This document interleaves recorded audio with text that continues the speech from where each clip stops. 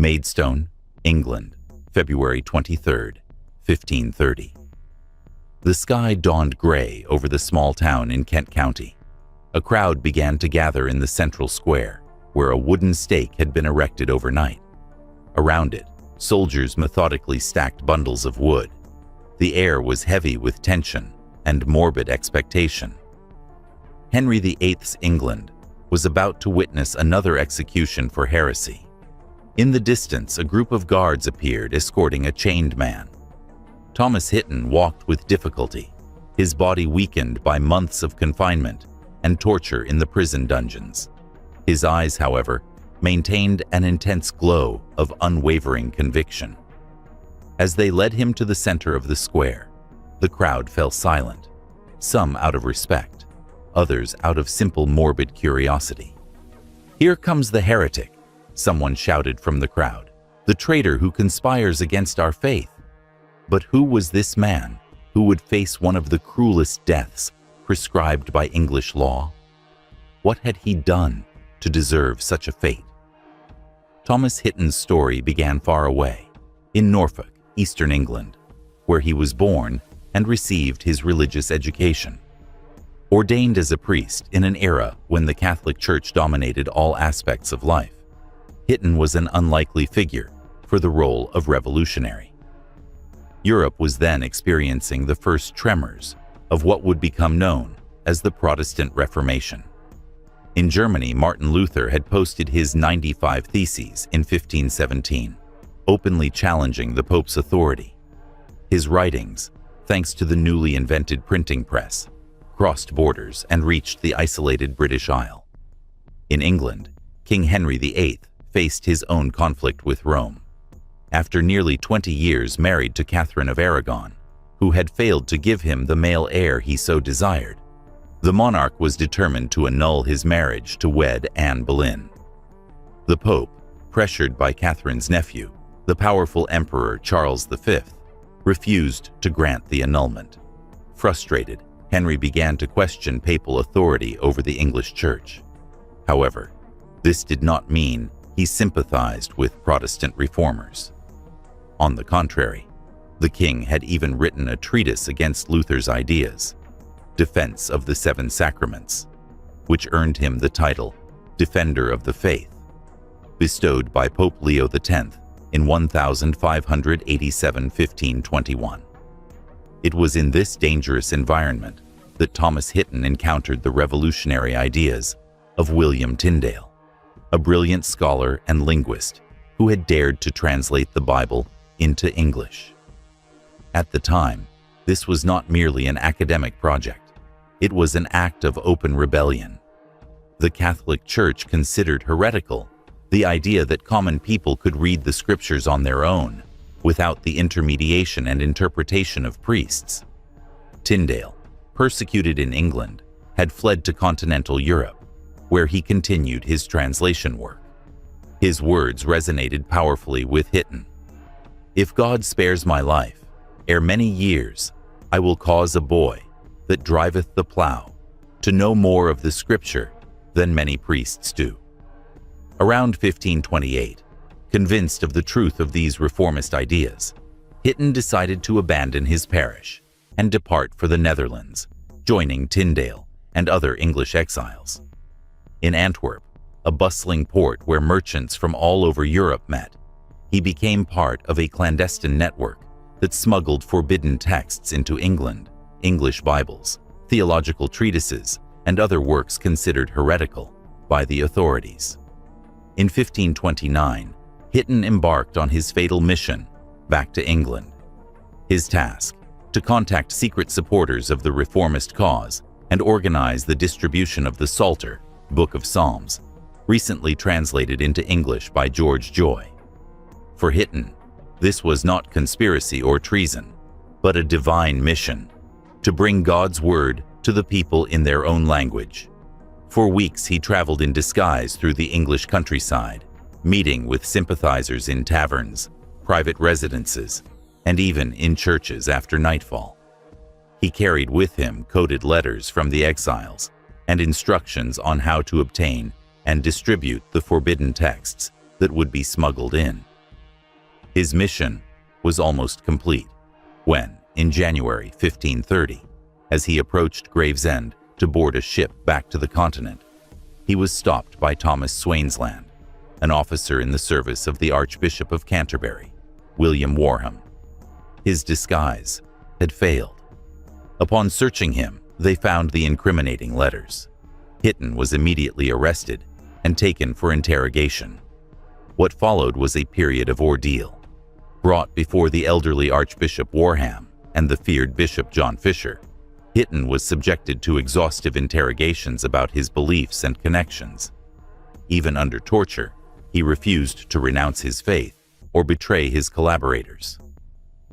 "It is against God's laws and good conscience for any man to swear to shed his own blood," he declared when they demanded he take an oath, for thus he would be murderer of himself and become guilty of his own death.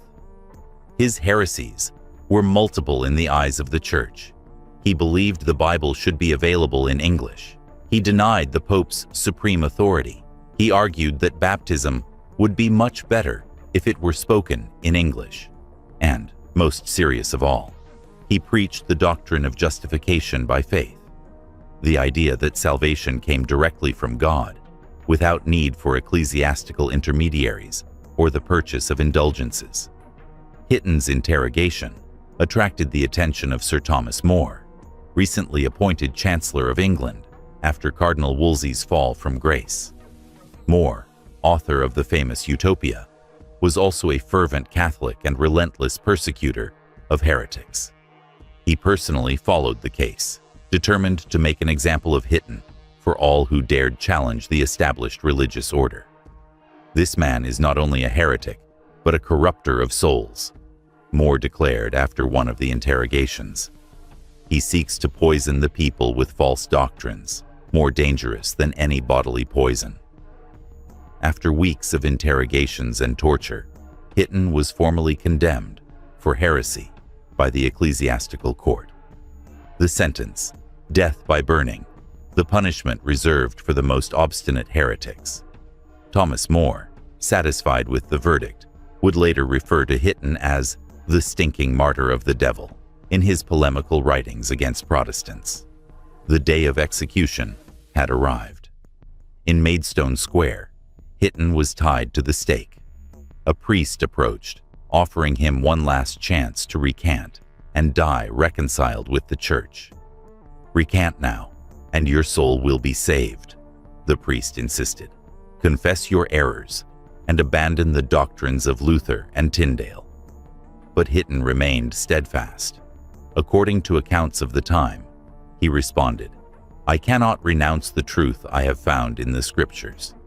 If it is God's will that I die today for this truth, then let His will be done." The executioner lit the pyre. The flames began to rise, first timidly licking at Hitton's feet, then growing in intensity. The thick smoke made breathing difficult for the closest spectators. Some turned their faces away, unable to bear the sight and smell of burning human flesh. Contrary to all expectations, Hitton did not scream. Witnesses report that as the flames climbed up his body, he began to sing psalms in English, the same psalms he had helped smuggle into England. His voice, initially firm, gradually weakened as the smoke filled his lungs. "Look how a true martyr dies," someone exclaimed in the crowd, quickly silenced by the guards. But the impression had already been made. For many present, Hitton's serenity in the face of the most terrible death seemed proof of the sincerity and strength of his convictions. After about 20 minutes of agony, Thomas Hitton left this world. His body was reduced to ashes, which the guards later scattered so they could not become relics for his followers. The authorities believed they had eliminated a threat, but they did not realize they had created a martyr.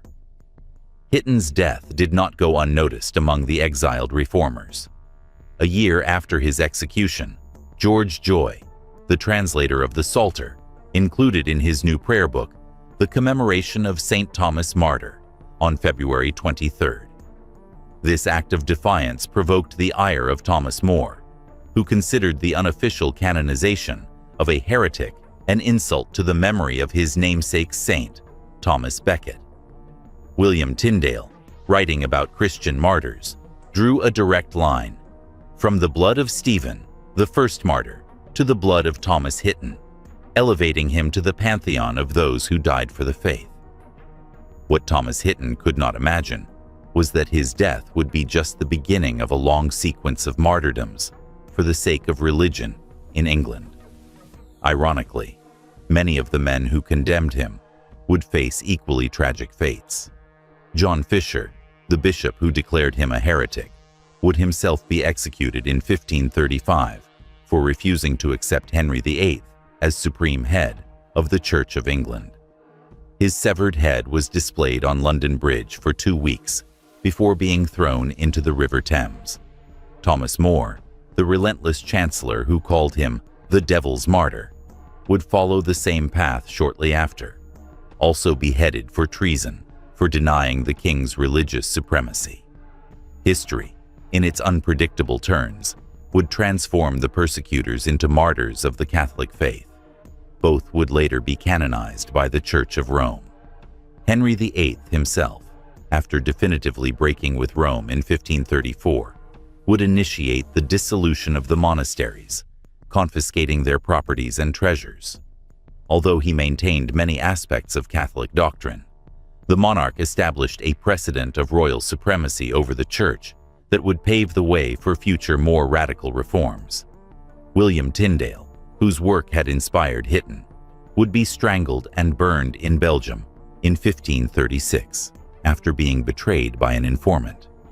His last words, according to reports, were, "Lord, open the King of England's eyes," a prayer that, in a way, would be answered when, less than 4 years later, Henry VIII authorized the publication of the Great Bible in English, largely based on Tyndale's translations. During the brief reign of Edward VI, Henry's son, England would officially become Protestant. The Book of Common Prayer, introduced in 1549, would replace Latin rites with services in English. The doctrines for which Hitton died would become official policy of the realm. The ascension of the Catholic Mary I, daughter of Catherine of Aragon, in 1553, would temporarily reverse these changes. Her 5-year reign would see about 300 Protestants condemned to the stake, such a bloody period that it would earn her the nickname Bloody Mary. Among these martyrs was Thomas Cranmer, the archbishop who had annulled Henry VIII's marriage to Catherine, enabling his union with Anne Boleyn. The wheel of history turned ruthlessly, transforming executioners into victims and victims into inspiration for future generations. When Elizabeth Thurcer, daughter of Anne Boleyn, ascended to the throne in 1558, England would become definitively Protestant, albeit with its own characteristics that would distinguish it from both Rome and Geneva. The Elizabethan era would see the flourishing of English culture, with figures like Shakespeare, whose works would be unthinkable without the rich language of biblical translations initiated by Tyndale. The King James Bible, published in 1611, largely based on Tyndale's translation, would become a literary monument of the English language. All this was still in the future on that cold February morning in 1530, as the crowd dispersed from Maidstone Square, where Thomas Hitton's ashes still smoldered. For many spectators, it was just another execution, a morbid spectacle to break the monotony of everyday life. For others, however, Hitton's courageous death planted seeds of doubt and questioning. Why would a man face such death for a few pages in English? Some wondered. What could be in these forbidden texts that would justify such sacrifice? These questions, initially whispered, would gradually become more audible in the following years. The guards who scattered Hitton's ashes did not imagine they were inadvertently spreading something far more powerful than mortal remains. They were dispersing ideas, convictions, a sense of purpose that inspires men and women to risk everything for the truth as they understand it. Thomas Hitton, the first martyr of the English Reformation, the man who was burned for thinking differently from Henry VIII, left few recorded words, few writings, little that historians can analyze. His legacy lies not in his words, but in his example, in the firmness with which he faced death, in the courage with which he defended his conscience against the combined power of church and state, in the willingness to sacrifice everything for the freedom to read and understand the scriptures without intermediaries. 5 centuries later, few remember the name of Thomas Hitton. No impressive monument marks the site of his martyrdom in Maidstone. His sacrifice, however, was not in vain. He belongs to that lineage of men and women who, throughout history, dared to question what everyone accepted, challenge what no one challenged, and open new paths for human thought, even at the cost of their own lives. Hitton's story reminds us that behind the great religious, political, and social transformations, there are countless ordinary individuals whose names history barely records, but whose blood, sweat, and tears built the world we know. In Thomas Hitton's case, literally his blood.